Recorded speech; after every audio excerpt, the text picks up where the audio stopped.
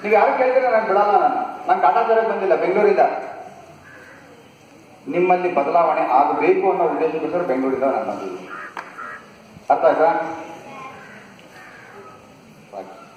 So ಅಮ್ಮ ಇಟ್ಕೊಂಡು hospital ತೋರಿಸಿದಾಗ ದೊಡ್ಡ ಹಾಸ್ಪಿಟಲ್ ಕರ್ಕೊಂಡು ಹೋಗ್ಬೇಕು ಅಂತಂದು ಆ ಅಮ್ಮ ಏನ್ ಮಾಡಿದ್ರು, ಆ ಮಗುನ ತಗೊಂಡು ದೊಡ್ಡ ಹಾಸ್ಪಿಟಲ್ ತಗೊಂಡೋಗಿ ತೋರಿಸಿದ್ರು, ಮಾಡಿದ್ರು. ಡಾಕ್ಟ್ರು ಪ್ರತಿಯೊಂದನ್ನು ಎಲ್ಲ ಚೆಕ್ ಮಾಡಿ ಹೇಳಿದ್ರು, ಇಲ್ಲಮ್ಮ ಈ ಮಗುಗೆ ಹೃದಯದಲ್ಲಿ ತೊಂದರೆ ಇದೆ, ಹಾರ್ಟ್ ಆಪರೇಷನ್ ಮಾಡಬೇಕಾಗತ್ತೆ.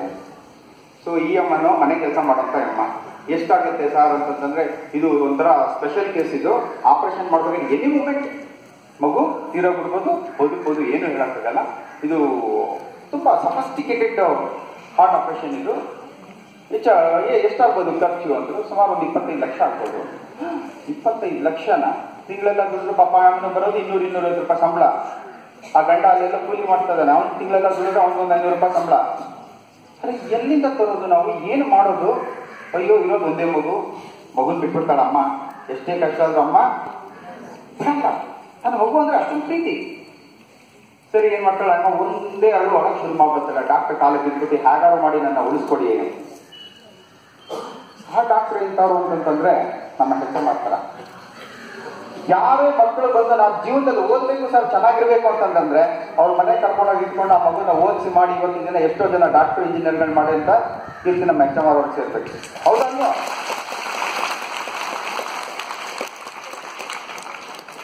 ಸೊ ಹಾಗಾಗ ಡಾಕ್ಟರ್ ಹೇಳಿದ್ರು, ಏನು ಮಾಡೋಕ್ಕಾಗಲ್ಲಮ್ಮ, ಆಯ್ತು ಒಂದು ಕೆಲಸ ಮಾಡ್ತೀನಿ, ಇದಕ್ಕೆ ಮಿನಿಮಮ್ ಎಕ್ಸ್ಪೆನ್ಸಸ್ ಅಂತ ಬರುತ್ತೆ. ಏನು ಮಿನಿಮಮ್ ಎಕ್ಸ್ಪೆನ್ಸಸ್ ಅಂತಂದ್ರೆ ಮಿನಿಮಮ್ ಒಂದು 5 ಲಕ್ಷ ರೂಪಾಯಿ ಬೇಕಾಗುತ್ತೆ. ಅದನ್ನ ನೀನು ಕಟ್ಟಲೇಬೇಕು.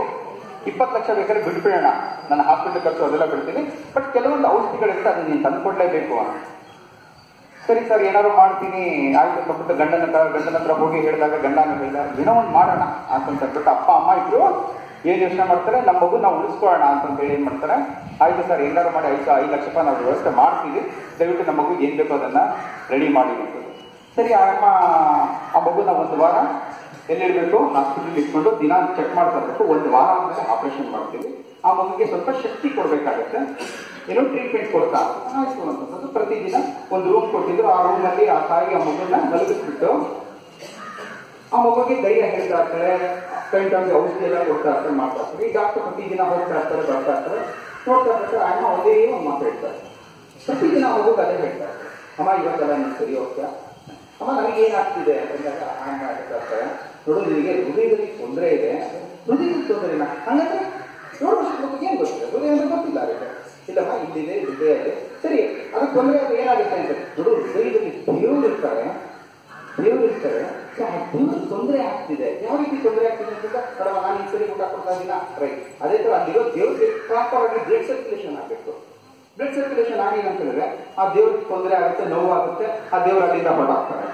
ಅಯ್ಯೋ ದೇವ್ರು ಅಲ್ಲಿಂದ ಹೋಗ್ತಾರೆ, ನಾನ್ ಬದುಕ್ತೀನ ಅಂತ. ನಮ್ಮ ಅದಕ್ಕೋಸ್ಕರ ನೀನು ಬದುಕಬೇಕು ಅನ್ನೋದಕ್ಕೋಸ್ಕರ ಆ ದೇವ್ರು ಅಲ್ಲಿರ್ಬೇಕು.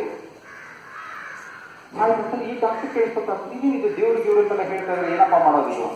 ಸರಿ ಈ ಅಪ್ಪ ನಾವು ಹೋಗ್ತಾನೆ ಅಲ್ಲಿ ಹೆಂಗೋ ಸಂಪಾದನೆ ಮಾಡ್ಕೊಂಡ್ಬಿಡ್ಬೇಕಂತ ಹೋಗ್ತಾನೆ. ಅವ್ರು ಕೈ ಕಾಲು ಹಿಡಿತಾ ಇರ್ತಾನೆ, 5 ಲಕ್ಷ ಬೇಕಲ್ಲ, 500 ರೂಪಾಯಿ ಸಂಪಾದನೆ ಮಾಡೋದು 5 ಲಕ್ಷ ಎಲ್ಲಿ ತರ್ತಾನೆ ಒಂದು ವಾರದಲ್ಲಿ.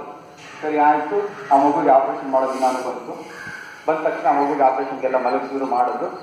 ಇನ್ನೇನು ಆಪರೇಷನ್ ಮಾಡಬೇಕು? ಆ ಮಗು ಒಂದು ಪ್ರಶ್ನೆ ಕೇಳುತ್ತೆ, ಡಾಕ್ಟ್ರೆ ನೀವು ನನ್ನ ಆಪರೇಷನ್ ಮಾಡ್ತೀರಲ್ಲ? ಹೌದು. ಎಲ್ಲಿ ಮಾಡ್ತೀರಾ? ಹೃದಯದಲ್ಲಿ ಮಾಡ್ತೀರಾ?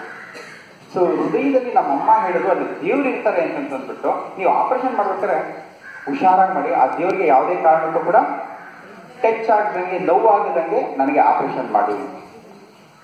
ಆಯ್ತಮ್ಮ ಮಾಡ್ತೀನಿ.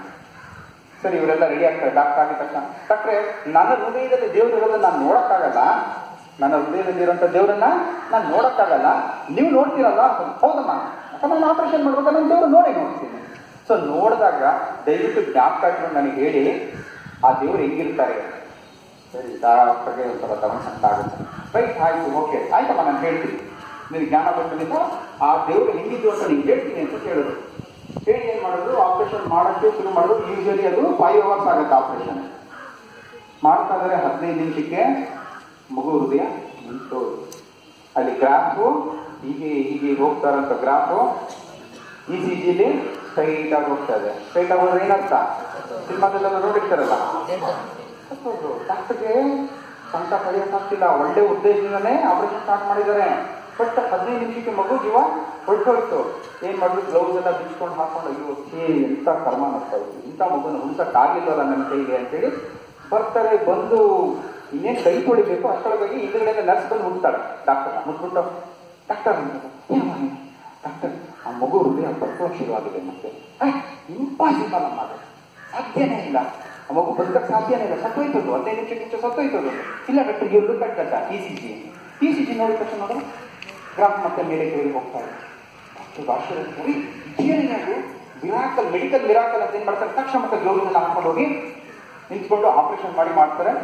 5 ಅವರಲ್ಲಿ ಆಪರೇಷನ್ ಎಲ್ಲ ಆಗುತ್ತೆ, ಎಲ್ಲ ಆಗುತ್ತೆ, ಮಗು ಬದುಕೊಂಡ್ಬಿಡುತ್ತೆ. ಬಟ್ ಅನ್ಕಾನ್ಶಿಯಸ್ ಆಗುತ್ತೆ. ಅನ್ಕಾನ್ಶಿಯಸ್ ಅಂದ್ರೆ ಜ್ಞಾನ ಇರಲ್ಲ, ಪ್ರಜ್ಞೆ ಇರಲ್ಲ ಮಗುಗೆ. ಸೊ ಆಗಿದ ತಕ್ಷಣ ನೆಕ್ಸ್ಟ್ ಡೇಗೆ ಅವ್ರ ತಾಯಿ ಬರ್ತಾರೆ.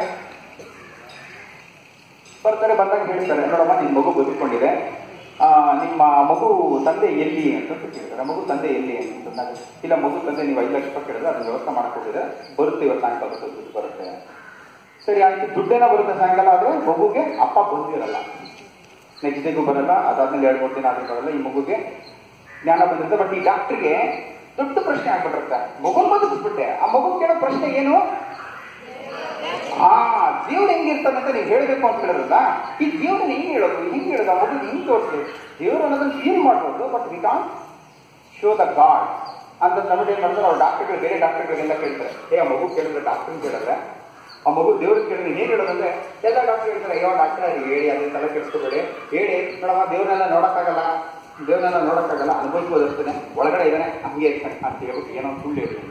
ಬಟ್ ಈ ಡಾಕ್ಟರ್ಗೆ ಮನಸ್ಸು ಕೇಳ್ತಾರೆ, ಸುಳ್ಳು ಹೇಳಕ್ ಆಗ್ತಾ ಇಲ್ಲ ಅವರು. ಬಟ್ ಅವ್ರು ಹಾಗೆ ಇರ್ಬೇಕಾದ್ರೆ ಏನ್ ಮಾಡ್ತಾರೆ, ಅವರು ಸ್ವಾಮಿ ವಿವೇಕಾನಂದರ ಭಕ್ತರಾಗಿರ್ತಾರೆ. ಒಂದ್ಸಲ ಸ್ವಾಮಿ ವಿವೇಕಾನಂದರ ಹತ್ರ ಹೋಗಿ ಮಾತಾಡ್ಬಿಟ್ಟು ಹೇಳ್ತಾರೆ, ಸ್ವಾಮಿ ವಿವೇಕಾನಂದ ಅವರೇ, ಸ್ವಾಮೀಜಿ ನನಗೆ ಈ ತರ ಒಂದು ಪ್ರಶ್ನೆ ಬಂದ್ಬಿಟ್ಟಿದೆ, ಆ ಮಗುಗೆ ದೇವ್ರನ್ನ ತೋರಿಸು ಅಂತ ಕೇಳ್ತಾ ಇದ್ರೆ ನಾನು ಹೆಂಗ್ ತೋರಿಸ್ಲಿ ದೇವ್ರನ್ನ, ನನ್ನ ಕೈ ತೋರ್ಸಕ್ಕಾಗ್ತಲ್ಲ, ದೇವ್ರ ನೀವೇ ನನಗೆ ಒಂದು ದಾರಿ ಕೊಡಿ ಅಂತ ಕೇಳ್ತಾರೆ.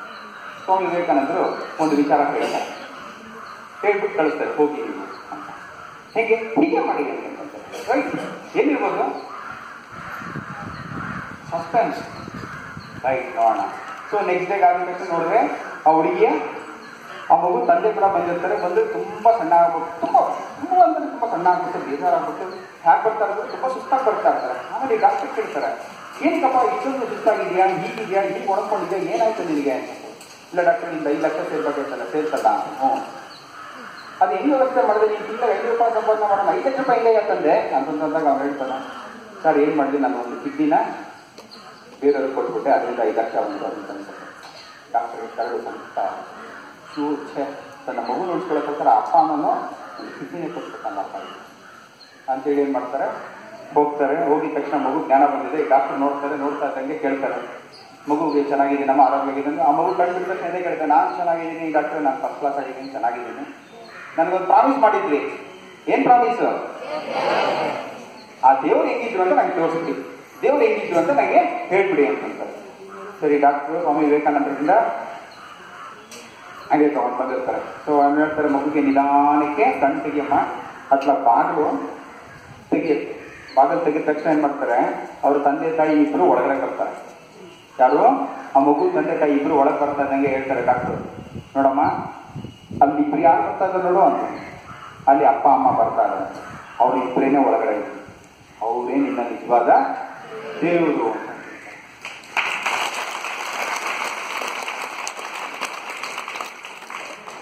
ಸ್ವಾಮಿ ವಿವೇಕಾನಂದರು ತನ್ನ ತಂದೆ ತಾಯಿನ ದೇವರು ಅಂತ ಪೂಜಿಸ್ತಾ ಇದ್ರು, ಆರಾಧಿಸ್ತಾರೆ. ಅದನ್ನೇ ಅವ್ರು ಹೇಳೋದು. ಇನ್ನೇನು ತೋರ್ಸಕ್ಕಾಗಲ್ಲಪ್ಪ ನೀನು ಆ ಮಗುಗೆ, ಈ ಪ್ರಪಂಚದಲ್ಲಿ ಆ ಮಗುಗೆ ದೇವ್ರು ಅಂತ ತೋರ್ಸಕ್ ಸಾಧ್ಯ ಇರೋದಂತಂದ್ರೆ ಅಪ್ಪ ಅಮ್ಮ ಅವ್ರಿಬ್ಬರನ್ನ ತೋರ್ಸಕ್ ಸಾಧ್ಯ. ಇದನ್ನೇ ನೀನು ಈ ರೀತಿ ಒಂದು ಸೆಟಪ್ ಮಾಡಿ ಆ ಮಗುಗೆ ತೋರಿಸು, ಆ ಮಗುಗೆ ಅರ್ಥ ಆಗುತ್ತೆ.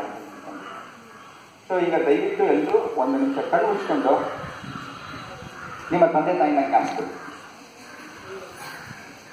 ನಿಮಗೋಸ್ಕರ ಅವರು ಎಷ್ಟೆಲ್ಲ ಕಷ್ಟಪಟ್ಟಿದ್ದಾರೆ ಯೋಚನೆ ಮಾಡಿ.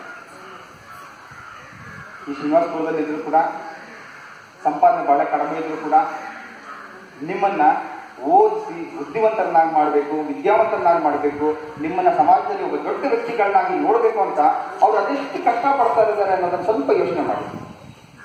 ಗೊತ್ತಿಲ್ಲ, ನಿಮ್ಮ ಮನೇಲಿ ಎಷ್ಟೋ ತಾಯಂದ್ರು ಬೇರೆಯವ್ರ ಮನೆ ಮುದ್ರೆ ಸಿಗ್ತಾ ಇರಬಹುದು, ಗೊತ್ತಿಲ್ಲ. ನಿಮ್ಮ ತಂದೆದಿರೋ ದಿನಕ್ಕೆ ಒಂದೊಂದು ಕೆಲಸ ಮಾಡಿ ನನ್ನ ಸುತ್ತಿನ ಚೀಲ ತುಂಬಸಕ್ ಮಾತ್ರ ಸಾಧ್ಯ. ನನ್ನ ಮಗನಿಗೆ ಏನೋ ಓದು ಬರಕ್ಕೆ ಒಂದು ಪೆನ್ನು, ಬುಕ್ಕು, ಪೆನ್ಸಿಲ್ ಏನೋ ಕೊಡ್ಸ್ಬೇಕು ಅಂತ ಬಿಟ್ಟು ಇನ್ನೊಂದಷ್ಟು ಎಕ್ಸ್ಟ್ರಾ ಕೆಲಸ ಮಾಡ್ತಾ ಇರ್ಬೋದು ನಿಮಗೋಸ್ಕರ. ಯೋಚನೆ ಮಾಡಿ.